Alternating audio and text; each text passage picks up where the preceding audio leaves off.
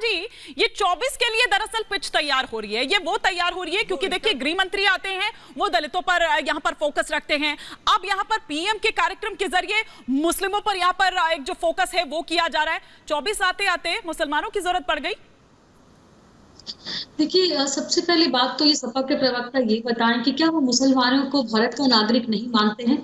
क्या वो ये नहीं मानते हैं कि मन की बात जो प्रधानमंत्री का एक संवाद करने का जरिया है और वो पॉलिटिकल नहीं है, राजनीतिक नहीं है, वहाँ पे सामाजिक बातें होती हैं। वहाँ पे सरकार के नीतियों की बात होती है, योजनाओं की बात होती है, लाभार्थियों की बात होती है, उन सारी योजनाओं का लाभ कैसे लिया जाए उसकी बात होती है। तो क्या ये मुसलमान बच्चों को हक नहीं है कि वो मुख्य धारा से जुड़े और वो ये जाने कि बाकी जो समाज के धारा है उसमें क्या हो रहा है और वो अपनी जो गरीबी है, अशिक्षा है, उससे बाहर निकले। हाँ। और ये यहाँ और ये सेलेक्टिविज्म इसको नहीं कहेंगे। मान जी, आप बताइए, जब पीएम आवास योजना में 27% मुसलमान को जाता है, जब जन धन योजना का लाभ मुसलमान उठाता है, जब राशन मुफ्त मिलता है मुसलमान को पूरे साल, तब कुछ बातें नहीं होती। जब उज्ज्वला का लाभ मिलता है, जब सौभाग्य योजना का लाभ मिलता है, जब ट्रिपल तलाक पे महिलाओं के अधिकार की रक्षा की जाती है, जब हज कोटा 2 लाख तक बढ़ाया जाता है। उस पर आऊंगी सुजाता जी, मैं उस पर आऊंगी। इस सारी बातों ठीक है, जो आप गिनवा रहे हैं वो हम लोग ऑलरेडी दिखा चुके हैं ग्राफिक्स के जरिए, वो हमने जान लिया है कि क्या किया क्या नहीं किया।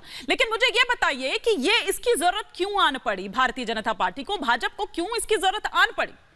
मैं ये समझना चाहती हूँ। और अगर इसकी जरूरत आन पड़ी तो क्या ये स्कूल्स में भी किया जाएगा या सिर्फ मदरसे फोकस है आपका?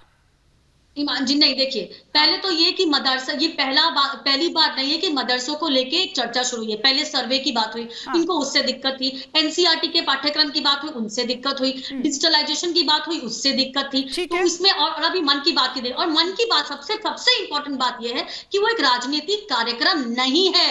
आपने क्या किसी भी मन की बात में प्रधानमंत्री को अपना चुनावी कार्यक्रम डिस्कस करते हुए सुना? आपने क्या ये सुना कि वो कितने राज्यों को जीते और कांग्रेस क्या? वो किसी पार्टी की बात ही नहीं करते, वो लोगों से जुड़ना चाहते हैं। और ये प्रधानमंत्री का हक है।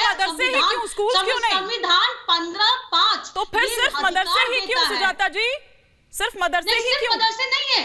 आपको लगता है मदरसे में हर गली चौराहा नहीं, हर गली चौराहा, हर भाजपा के मुख्यालयों पे ये मन की बात चलती है। सबको बुलाया जाता है, गोष्ठियों में उनकी बात चलती है, कॉन्फ्रेंसेस में बात चलती है। हाँ, ठीक है सुजाता जी, एक रिएक्शन में सभी गेस्ट से ले लेती हूँ। ठीक है, एक रिएक्शन में सभी गेस्ट से ले लेती हूँ। असदी साहब, फिर दिक्कत क्या है? साफ तौर पर तो उन्होंने बोल दिया ये कोई राजनीतिक कार्यक्रम तो है नहीं, पीएम का कार्यक्रम है, वो जुड़ना चाह रहे, तो इस पर तो मुझे लगता है कि किसी को कोई आपत्ति नहीं होनी चाहिए या होनी चाहिए। देखिए मानी जी, सबसे पहले मैं आपको बताऊं, ये जब आखिरी साल रह गया इलेक्शन का, इस समय हमारे प्रधानमंत्री जी ने और देश के गृह मंत्री अमित शाह जी ने मुसलमानों से मिलना शुरू कर दिया।